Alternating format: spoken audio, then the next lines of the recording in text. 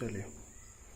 कलकत्ता के सभी नागरिकों को अपने अधीन कर लिया और जो है इस अधिनियम का एक नाम रखा कि जो है ये अधिनियम जो है कलकत्ता के नागरिकों को अपने अधीन रखा और इसी अधिनियम को जो है बार बार याद करना चाहिए। यही अधिनियम जो है सेटलमेंट एक्ट, बंदोबस्त अधिनियम,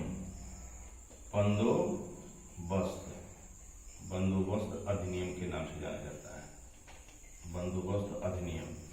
तो बंदोबस्त पूछे अगर आईएएस में कि बंदोबस्त जो सेटलमेंट एक्ट किस जो है अधिनियम में के द्वारा लाया गया, तो आप हमेशा याद रखिएगा कि 1781 को ही बंदोबस्त एक्ट के अंतर्गत लाया गया। तो इस बात को आप जान जाइए।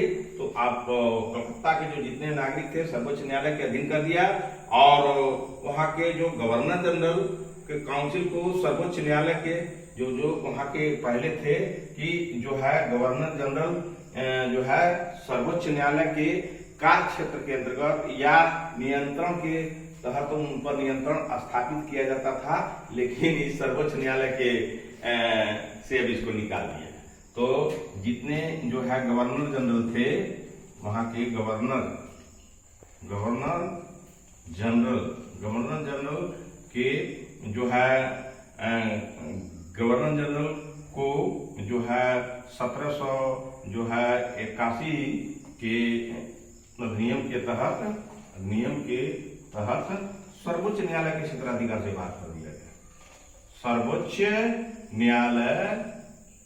सर्वोच्च न्यायालय के क्षेत्राधिकार से बाहर कर दिया गया, क्षेत्राधिकार से बाहर कर दिया गया। आप सोचिए क्यों कर दिया गया, बाहर कर दिया गया, क्यों कर दिया गया बाहर सर्वोच्च न्यायालय के, कि हमारा गवर्नर जनरल जो होगा जिसको हम बनाएंगे और सर्वोच्च न्यायालय से बाहर रहेगा, तो हम जो चाहेंगे वह भारत में कर लेंगे। तो सोच लीजिए अब यहाँ संशोधन करके बंदोबस्त कर दिया। अब बंदोबस्त गवर्नर जनरल को सर्वोच्च न्यायालय के क्षेत्राधिकार से बाहर कर दिया और कहा स्वतंत्र रहेगा, तभी हमको भारत में लूटने का पूरा मसौदा हम तैयार कर सकते हैं। अब आइए दूसरा इसका इस 1781 का जो है दूसरा जो है 1781 की पहचान ये है, विशेषता है जो है 1781 की दूसरा पहचान की विशेषता है, इस कानून के तहत राजस्व संबंधी जो मामले हैं, दूसरा इस कानून के तहत जो है राजस्व संबंधी मामले